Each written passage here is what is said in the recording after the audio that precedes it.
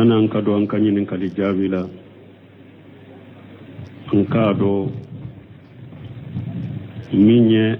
an ka salafu karamugo do karamugo ba minye ashike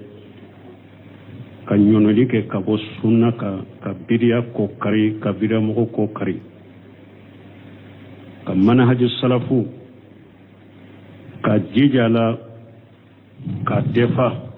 aka sheko hakke bela minyal allama muhaddis Sheikh Rabi al-Madkhali rahimahullah wa rahmatan wasi'a mbe ala delala ka ya fama mi nyuralendo afatura rabatemene alors misa fajiri wiya ka jana jake anta fo ko ambe kumaka ay le yere tunto fe no fatulen ko be ka ko be kumaka ale yere tunto fe ante kuma injanya leka ambe dawude kai alaka nema yuru walenna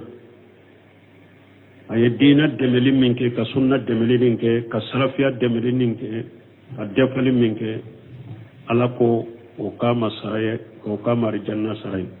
ko saraka mari janna no temena ka we mbalima nebe min fo be konnan jaminke harbe ahli sunna wal jamal manhaj salaf salaf dawa mugu salafiya mugu a hakili sigilen kato Rabil Madkhali de sara aka kitabu bede ni bida mo mi nya miri kwa saran kan kumbo e ka bo bani aka kitabu be alhamdulillah ambe min fo an ka sira ala nya munun ko salafu katabulo an ka sira ala nya ni ala ce gundoni bangela an kan duskun klasi an ka ke sabali bagaye an ka ke munyu bagaye an ka sabati salafiyinka ambe kuma munun fo bil adilla foy kananyele makabu uluka ambe bara munun ke bil adilla le Qur'an wa sunna la manhaj salaf foy kanambo uluka an ka dawa an ka ke ni hikma bil hikma wal mawjati al hasana wal lim an ka ke ni hikma ni wajuri chogo nyumani noya yoro min kan kan noya parce que hikma yede ka kodo ado nyorola yoro min kan kan noya ba noya yoro min kan ka giriya ka geleya shebi ya geleya hikma yo wode an ka karmo baw an ka tugu ciden ko ana ka shebo ayimma munun nana ciden na ka shebo ko fe no tugura ciden na ka shebo ko an ka tugu ko an ku ka kitabu an ku shege ku laje ko sobe an kan ka karmo sunna karmo an ka bo ka kuma kalama de nya fo chogo mi filip banti chayara shisa duwatu dalala duwatu ala abwabi jahannama wa chayara jiya kono shisa boda minye alquran wa sunna quran and sunna ka kala ka fam ayimma salafu munun nana shebo ko fe no tura shebo ko an ku ka kuma kala ku fam an ka wakati ka karamo an ku ka kashetu lame an ku ka kitabu laje ku ka kitabu nyine ku kala harara bir Madkhali fatu de doye ngole ka bon Nigeria akwala ke sarahela da ede ya an bonnin karamo kala man tuntudo anyu to me de ka dresu konan don na ire jo soso ni internet ka anye hera chaman soroy anyu done sababu bi doye vocalici akoy yambo sinogola an tumbe sinogodela yankunu ikaddersu ikanyini kali jabu be karamo munun fo an ka sagi katuka kitabunu ka kase yankunu yambo sinogola harib da yebo sinogola de ayu ka kitabu kala munun ganyana mayala ayu ka kase tu lamme ko ka kitabu kala munun fatura ayuka kitabu kala ko ka kuma udo bila karamogo nu ka jamani kalandon tena ni subhanin galonshiye nin karamogo nu masaguma ere ta yorodo ka kitabu kono ere ta yorodo ka kaseti kono suna subha sina galonshite nu mara duka sika yara duka beka mbe Ibrahima Muhammad Sheikh Ibrahima Muhammad ka kuma do fa ko ale ya me Sheikh Abdul Musin muhandisu al-Madina al-Allama Abdul Musin Abadi akwa ka karamogo ko to be dersu tabula ya mi ala sinya jola bafu ako Sheikhul Islam Ibn Taymiyyah tilela ako ayimmatu dunya salas مالك في المدينة ثوري في العراق الأوجوي في الشام Ibn Taymiyyah tilela ako ayimmatu dunya salasu ako duna karamogo nyema sabade do duna diya sunna karamogo nyema ko sabade do maliki be madina sawri be iraqi ali awzawi be sami ni maliki kumana diya fantanani sunna mo be ba ko maliki kote ni ali awzawi ni o kumana sami diya fantanani ba ko ali awzawi kote ni sawri kumana iraqi diya fantanani be ba ko sunna mo be sawri kote Abdul Musin Abadi fanako ako ayimmatu dunya fi asrina salas Albani fi Urdun Ibn Bazi fi Riyadh Ibn Usaymin fi Qashim Ibrahima Muhammad ako Abdul Musin Abadi tumben fo wakati be am fanaka ayimma am fanaka almami baw jiya ka almami baw karamo baw ako sabade do an ka wakati na Albani be Urdun ako Bombaji be Riyadh no seminu otumbe Qashim menno saba fatura mu ka kitabu be bi nuyu ka kitabu fili bidamo ka be komi yesa filaka tellement que ka jugu bidamo ko ma chokomi Ibrahima Muhammad alfana yen ninfo kuma dode kama aye Sheikh Albani ka kitabu de fo fitnatu takfir mana munum be fama munum be silama jamano na no baka ku kafriya ka boli daga u kontrol la ku keleli la daga Sheikh Albani ya kitabu do dilaka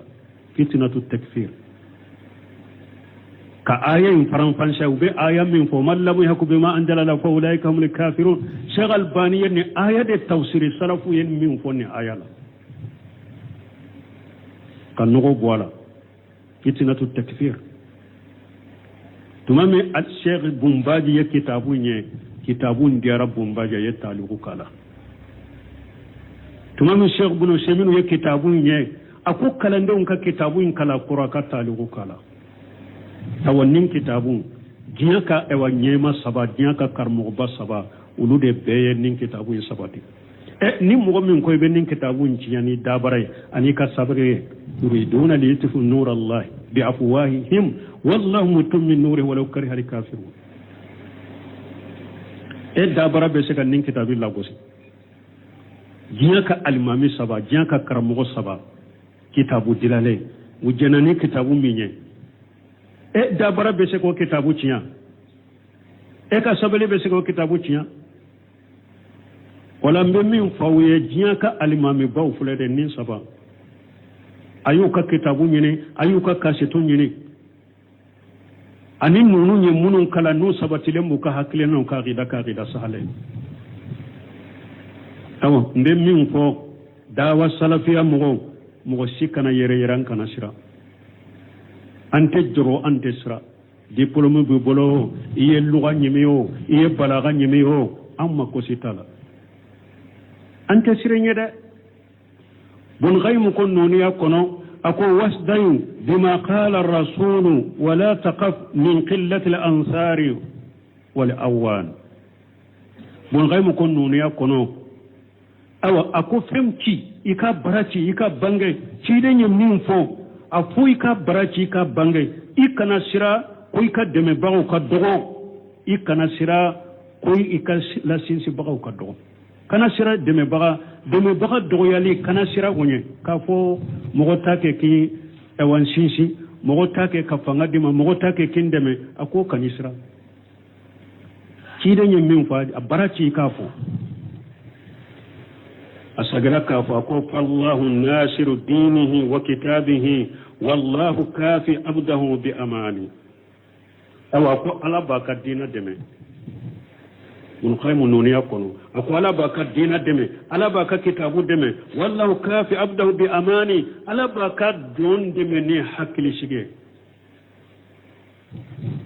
mɔgɔ ko ala ka kitabu de ala b'i dɛmɛ ala b'a ka diinɛ dɛmɛ i ko ala ka diinɛ tiɲɛ ala b'a ka diinɛ dɛmɛ ala ka kitabu ala b'a dɛmɛ dɛ jɔn min ko ala ka diinɛ ala ka kitabu ala b'i dɛmɛ ni hakilisigi ye ala ka dɛmɛ de b'i nɔfɛ a sagira k'a fɔ ko la taqsa min kaydi al-adu wa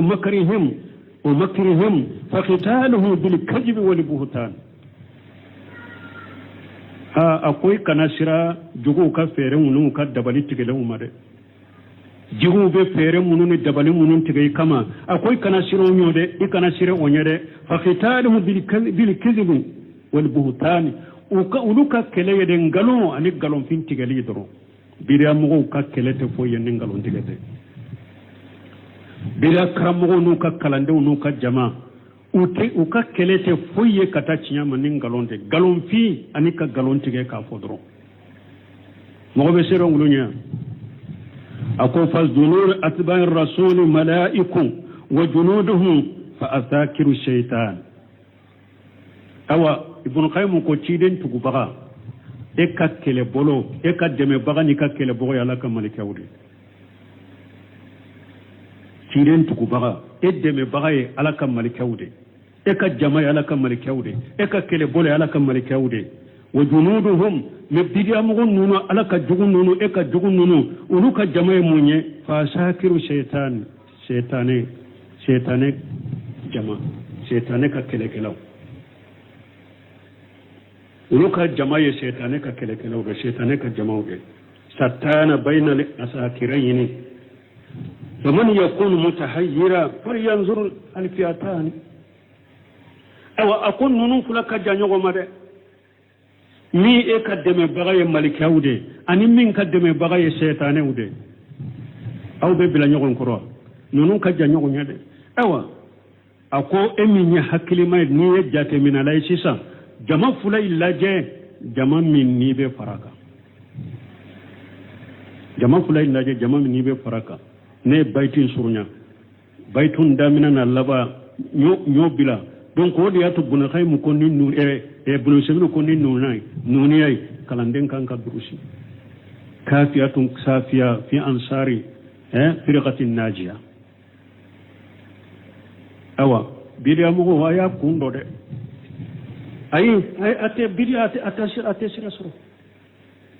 an hakli siglendo inna nazalna dhikra inna nahnu nazalna dhikra wa inna lahu lahafizun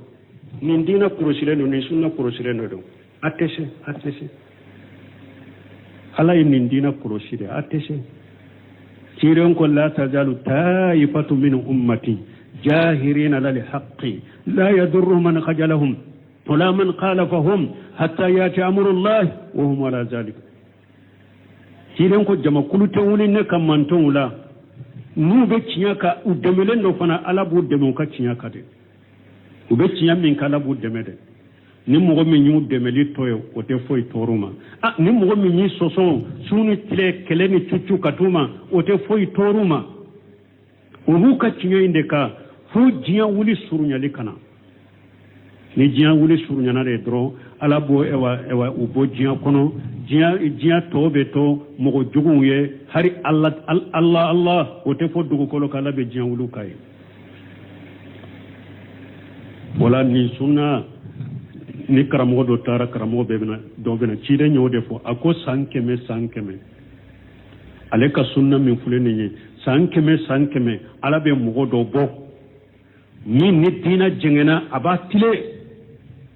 ka tile ka sabati nyama min donnala nyaga min donnala ababe bola ka dina kise sabati lento famma jabadu fayajhab jufa wa ma yanfa'u an-nas fayamkus fil ard ala yero fo akuni sanji nana jiwoyo wulila kanka nyama o bedda jikade ne bo min kalama min ye kankanye min ye nyamanye o bebeta jimi mbe mo na fo de sabati lembe do cinyane ngalo nyode cinyane ngalon talende fulene ne ala ya bo su qur'ana ko ni sunna fende be se ka joni sunna ko jabadu ji khanka nyama uni sunna be se ka jonyo kon ko alhamdulillah ambe mi fo ni ñenne si hay sunna mo an ka sabati a hakili sigile katon al haqqun mansuratu mumtahan fala ta'jab wa hadhihi sunnatu rahman bun khaymu de ni fana fo de bun khaymu de ni fana fo awa akociya be demede al haqqu mansuratu fala ta'jab al haqqu mansuratu mumtahan fala ta'jab hadhihi sunnatu rahman akociya ala ba demede cinya demelende do mais ala be cinya la jarabi ako kama kana kabako la wa yala ka tasira de taifatu mansura sunna mo wati inyo fode ko taifatu mansuratu ko de makulu demele hali sunna wal jamala mani hadi salafu salih de makulu demelende do fo kata jiyan wuli surunya te ban bo jiyan kono ayuka kitabullaje nebe ausa gode yato nebe nete awa karamugo irawula yade sunna karamugo baw ibn bazi ibn seminu sheikh albani abdul musin abari salih fawzan salih ala sheikhum be min do nunu kalande sabati lew aye sagi katan nunu de ka kitabuno nunu de ka salafiya jelende nogotala nunu ka salafiya jelende nogotala aye sagi kata uluka kitabu de ako kala naye nonu ka kitabu kala abe nunu nye araduke bidia kuntigi ka nu ye araduke karamogo ka nu ye fenfo bidia mogo ka ku be ninfo be ninke ta u jama chela ambe ibe do soro min ka jugu ye min fo kitabu in kono ta bidia mogo chela ibe do soro chela ye min ka jugu ye min fo kitabu kono ko karamogo ma yen kuma fo ye araduka ka ko karamogo ya yen ke wale ka jegenero birari araduka ka o ya iba bo yere ka kitabu de kono ba aka arahamuna kan nimero be fuye anya araduka ka nin kuma min ka ya fo nin kitabu masina kono nin nimero masina la ta ka kitabu o kitabu nyini ye ba sore ayafo o chogola me ulube fenfo ko sunna karamogo kote ku yen ninke ta do chela iba soro be fenfo ita soro sunna karamogo lai abengalo o be fenfo ku yennin fo ka kitabu kono yennin kete taw ka kitabu tay ka kala iba soro ngalo nko do jaewa jami'atul azhar ka karamogo do tumba ka magisteri ewa kitabu do dila magisteri nyini ka uko nibe magisteri ewa bahasu ke yala ika magisteri bahasu ke itake ayaso ye buntemia jugubaye uko ite ka bahasu inke buntemia ka kitabu ka karaduka kawa karamogo minyene mfa ko ye chinyafu atara buntemia ka kitabu nyini ko fara nyogonka ka do ka bahasu la purwa ka araduka ka me Allah bana chogondi aleye kitabu de dila ko buntemia ka aqida salafu aqida aku jara le masilamiya yere doni buntemia ka kitabu inte ko ne tunde islamia yere doni buntemia ka kitabu te atumbe bida sira munu ni ala sharia sira munu ka ya bebila ka ke sunna mo ka ke salafu karamo ka kitabu dila salafiya ka ubu chogodela ubi mo fenfo e kado doni ko ka kitabu e wa hari nin ko min fulani ne arabi madagali ka ko min fulani ne no ye dia fambe bida mo go be kafiri be bida karamo ni sunjara ubake ka acari internet la me obeke sababu ibe kafiri fanado ni kafiri fana ye mo min ka ko chayara internet kan ni chogola ubako ni nye mo tugu jumai an kan ni ka ko nyanyini awa ubeta selefia nyado no sababu ye siakele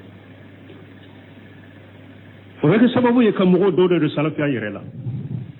parce que u b'a fɔ ni karamɔgɔ kuma cayara ka dɛ n'u donna internet ka k'u bɛ ta ka ko erasirasi kɛ parce que i tɛ foyi sɔrɔ olu bolo sabati ni muɲu ni sabali ni tiɲɛ kuranɛ ni sunna la mani hali salafu salih u yɛrɛ ka kuma kelen tɛ yɔrɔ si i bɛ bɔ min kalama dɔrɔn dɔw yɛrɛ bɛ don sunna ni salafiya la n'u sababu ye aw ɲana u tɛ erasirasi de la u bɛ salafiya dɔn salafiya bɛ hakilisigi min ni a tɛ jamana in kɔnɔ bɛ diɲɛ kɔnɔ ani olu bɛ parati minnu ni bidiya minnu bɛ tɔɔrɔ min lase hadamadenya la kafirow b'a erasirasi la awa nin bɛ kɛ sababu ka dɔ de fara a kan parce que nin donna nin kitabu kɔnɔ i tɛ foyi ye ne tiɲɛ tɛ i tɛ foyi ye ne kuranɛ ni sunna tɛ ani mɔgɔ ɲuman tɛmɛnenw ka kuma a ye arado kɛ mɔgɔ o mɔgɔ kan a ka kumakan min kan a b'a ta yɛrɛ ka kitabu de la k'a ka nimoro fɔ ye ka a bɛ safaha min na ka nimoro fɔ ye i bɛ taa sɔrɔ ye fana n bɛ ala deli ala ka hakili ɲuman de d'u ma u ka tuubi ni ala bɛ min kandali bɛ ala la an bɛ ala deli ala ka tigi kanda min kandali tɛ ala la ala ka ko kari kan kisi a tɔɔrɔ ma Sheikh Albani ye nin de fɔ arabi madigali ka ko dɔ la a ko seyikɛ ni arabi madigali ani dɔ in a m'o tɔgɔ fɔ a ko nin karamɔgɔ fila a ko mɔgɔ min b'a kɛ k'u lagosi a ko an bɛ dugawu kɛ ni ala y'a tigi laɲini ni kanda ye ala k'o tigiw kanda ni ala m'u laɲini kanda ala k'u ko kari ka sunna ni salafiya kisi u tɔɔrɔ ma donc an bɛ kuma jagoya a b'a fɛ ka janya n bolo a bɛ hakɛ to kuma janyana yɛrɛ wala ni ɲininkali wagati b'a la ni wagati t'a la subhanaka allahumma rabbana bihamdika ashhadu an la ilaha illa anta astaghfiruka wa atubu ilayk والصلاة والسلام على نبينا محمد وعلى آله وأصحابه وسلم تسليما كثيرا وبعد sana an ka do an ka ɲininkali jaabi la an k'a dɔn min ye an ka salafu karamɔgɔ dɔ karamɔgɔba min ye a si kɛ ka ɲɔnɔli kɛ ka bɔ sunna ka biriya ko kari ka biriya mɔgɔ ko kari ka manhaji salafu ka jija la ka defa a ka seko hakɛ bɛɛ la min ye allama muhaddis Sheikh Rabi al-Madkhali rahimahullah rahmatan wasi'a nde ala delala ka yafa ma yafa min yurwalen do a fatura raba temene alamisa fajiri wiya ka janaja ke anta fo ko ambe kuma ka ay le yere tunto fe mo fatulen ko be ka fo be kuma ka ale yere tunto fe ante kuma injanya le ka ambe dawude kai ala kan nema yurwalen na aye dina demeli minke ka sunna demeli ninke ka salafiya demeli ninke ka defali minke ala ko o kama saraye ko kama janna saraye ko sara kama janna no temena ka way mbalma nebe min fo be konnan jaminke harbe ahli sunna wal jamal manhaj salaf salafiya dawa mugu salafiya mugu an hakili sigilen ka to arabin Madkhali de sara aka kitabu bede ni bida mo mi nya miri kwa saran kan kumbo e ka bo bani aka kitabu be alhamdulillah ambe min fo an ka sira ala nya munun ko salafu katabul an ka sira ala nya ni ala ce gundoni bangela an kan dusukun kalasi an ka ke sabali bagaye an ka ke munyu bagaye an ka sabati salafiya inka an be kuma munun fo bil adilla foy kanan yele makabu uluka an be bara munun ke bil adilla le Qur'an wa sunna la manhaj salaf foy kanan bo uluka an ka dawa an ka keni hikma bil hikma wal mawjati al hasana wal laym an ka keni hikma ne wajuri cogo nyumani noya yoro min kan kan noya parce que hikma yede ka kodo ado nyorola yoro min kan kan noya ba noya yoro min kan ka giriya ka geleya shebi ya geleya hikma yo wode an ka karmogo baw an ka tugu ciden ko ana ka shebo ayimma munun nana ciden na ka shebo kofe no tugura ciden na ka shebo ko an ka tugu ko an ku ka kitabu an ku shege ku lajje ko sobe an kan ka karamo sunna karamo an ka bo ka kuma kalama de nya fo chogo mi filip banti chayara shisa duwatu dalala duwatu ala abwabi jahannama wa chayara jiya kono shisa boda minye alquran wa sunna qur'an and sunna ka kala ka fam ayim masrafu munun nana shebo ko fe no tura shebo ko an ko ka kuma kala ku fam an ka wakati ka karamo an ko ka kashetu lame an ko ka kitabu laje ko ka kitabu nyine ku kala harara bir mari khalifatu le doye mule ka bon Nigeria akwala ke sara hela da ede ya an bonnin karamo kala man tun tudo anyu to me de ka dresu ko nan don na rejo soso ni internet ka anye hera chaman soroy anyu done sababu bi doye bokalici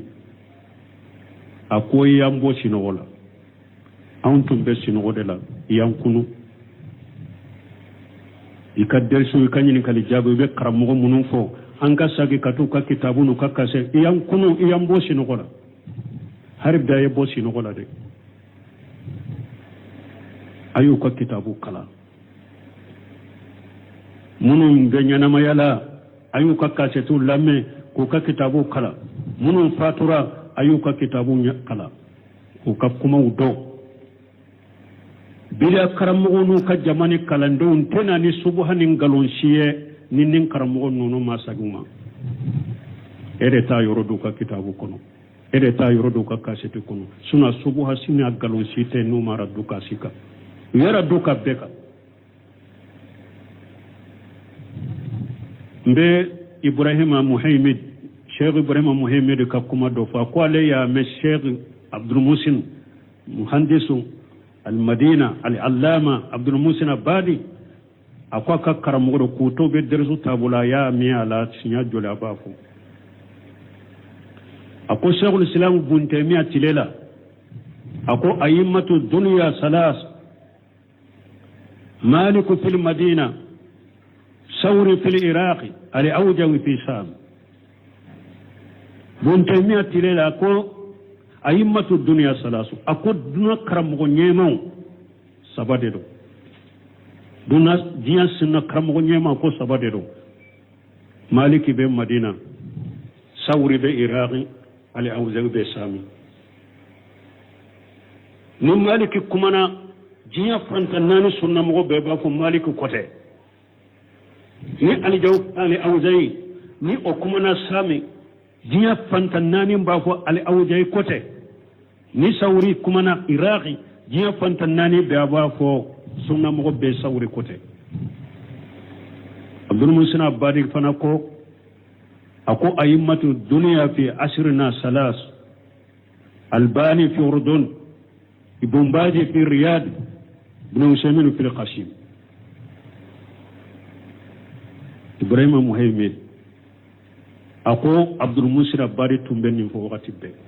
أم فناك أيمان فناك المامي بو جياك المامي بو كرمو بو أقو سبادرو أنك وقتنا الباني بوردون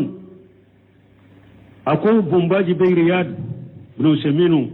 وتنبه قاسم mais nous saba fatura mu ka kitabu be bi nu yu ka kitabu fili bidamo ka be comme yesa filaka tellement que ka jugu bidamo ko ma chokomi Ibrahima Muhammad alfana yen nin fo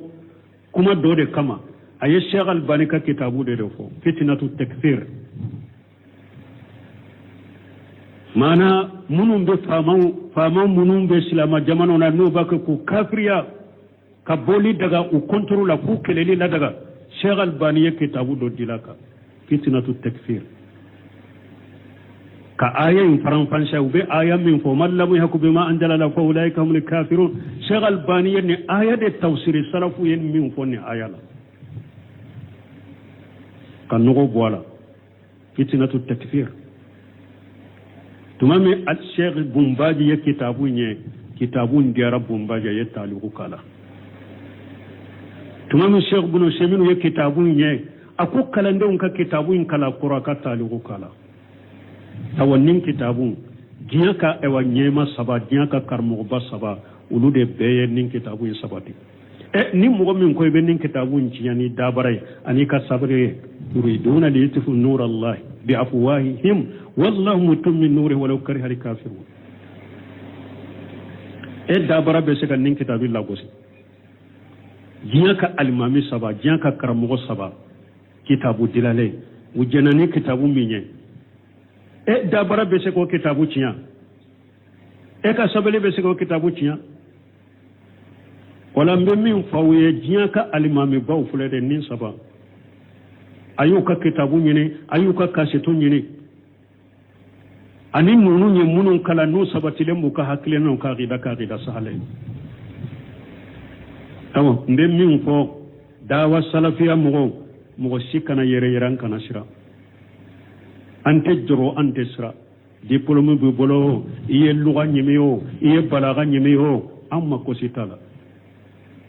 ante sira nyeda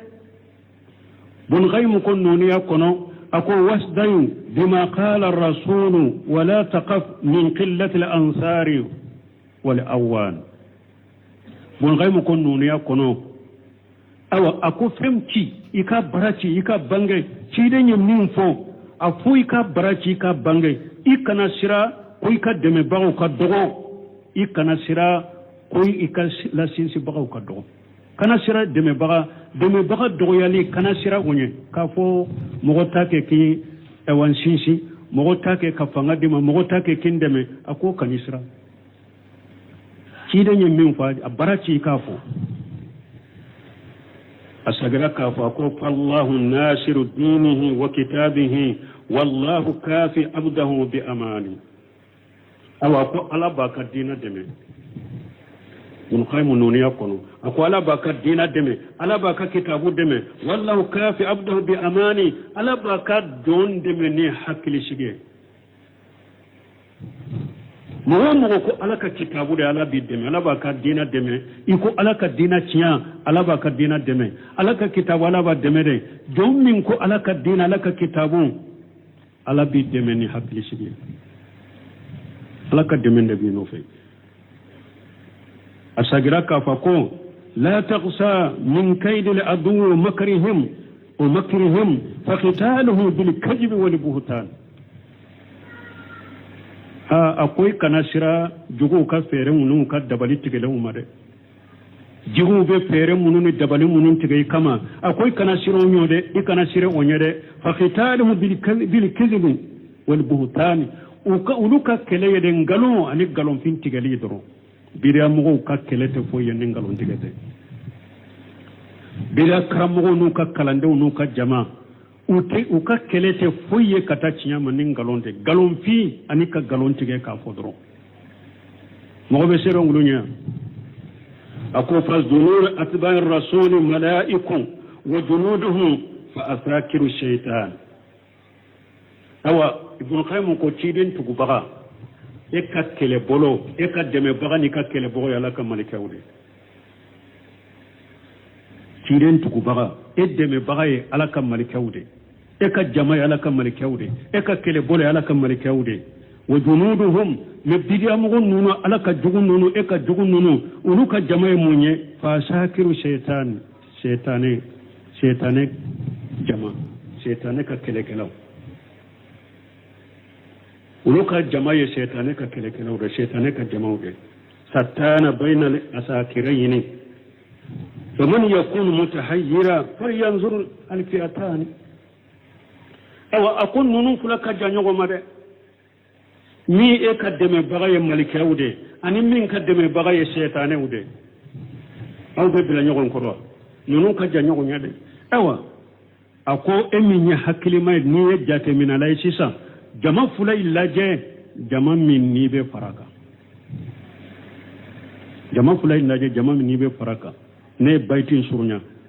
baitun damina na laba nyo bila donc o de yato buna khay mu konni nu bunu semino konni nu nay nuni ay kalanden kan ka durusi kafiyatun safiya fi ansari firqatin najiya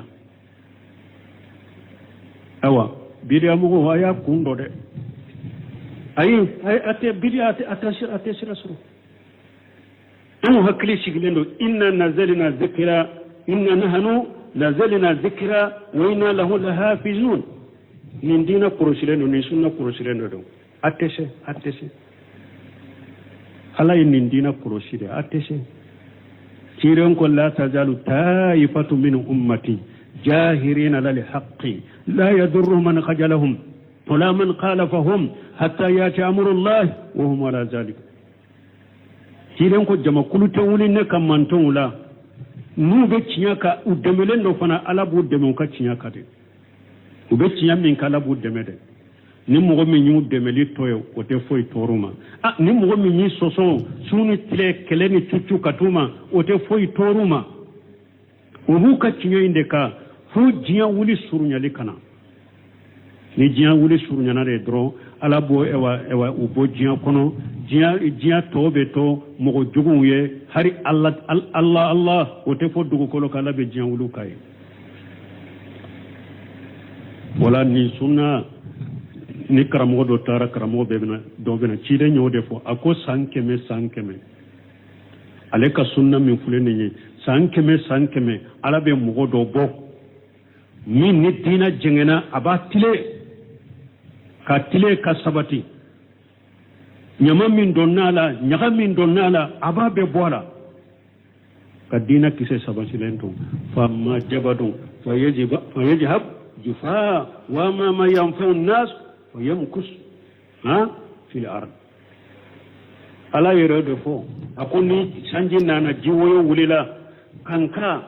نما وبدا جيكاري لبي ومن كلاما من يكانكاي من ينياماي وبيبتا جيمين بمغون نفاود سبتي لمبتو تياني نغالو نيودي تياني نغالون تالين دفولين نه الله يغوسي قرانا كون ني سنة فين بسيكا جو ني سنة كرو jabadu je khanka nyama oni sunna be seka jo nyogon koro alhamdulillah ambe mi fo ni nyenne si hay sunna mo anka sabati a hakili sigile kato al haqqu mansuratu mumtahan fala ta'jab wa hadhihi sunnatu rahman bun khaymu de ni fana fo de bun khaymu de ni fana fo awa akochiya be demede al haqqu mansuratu fala ta'jab al haqqu mansuratu wa mumtahan fala ta'jab hadhihi sunnatu rahman akochiya ala ba demede chiya demede ndero me ala be chiya la jarabi ako kama kana kabako la wa yala ka tasirade taifatu mansura sunna mo wati enyin fode ko taifatu mansuratu ko jama kulu demede hali sunna wal jamaa mani hadi salafu salih dama kulu demelende do fo kata jiyan wuli surunya te ban bo jiyan kono ayuka kitabullaje nebe awsa gode ya to nebe nete awa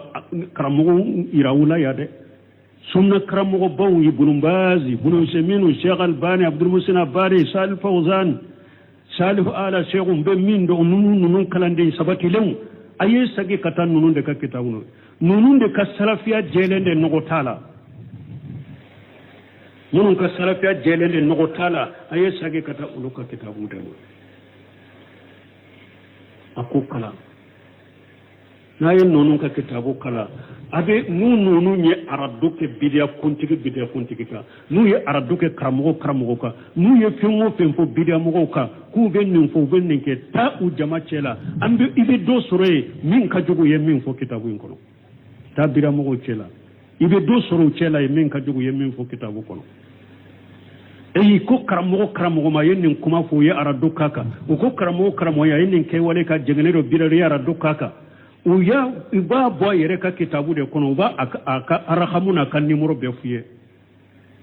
anye araduka ka nin kuma min ka yafo nin kitabu masina kono nin nimoro masina la ta ka kitabu o kitabu nyini iba sore ayafo o chogola me ulu be fengo fenfo ko sunna karamogo kote ku yen ninke ta do chela iba sore be fengo fenfo ita soro sunna karamogo lai abengalo o be fengo fenfo ku yen nin fo ka kitabu kono yen nin kete taw ka kitabu tay ka kala iba soro ngalo nko do jaewa jamiatul azhar ka karamogo do tumba ka magisteri ewa kitabu do dila magisteri nyini ka uko ni be magisteri ewa bahasu ke yala ika magisteri bahasu ke itake ayaso yebdun temia dugubaye uko ite ka bahasu inke buntemia ka kitabu ka karaduka kawa karamogo minyene mfa ko yechiafu atara buntemia ka kitabu nyini ko fara nyogonga ka do ka bahasula pour ka araduka ka me Allah bana chogonde aleye kitabu de dila ko buntemia ka aqida salafu aqida aku janga de masilamiya yere doni buntemia ka kitabu inte ko ne tunde islamia yere doni buntemia ka kitabu te atumbe bida sira munu ni ala sharia sira munu ka ya bebila ka ke sunna mo ka ke salafu karamo ka kitabu dila salafiya ka ubo chogode la ubi mo fenfo e kaddo doni ko ka kitabu e hari nin ko min fulen ni arabi madagali ka ko min fulen ni no ye dia fambe bida mo ko be kafiri be bida karamo an nison diara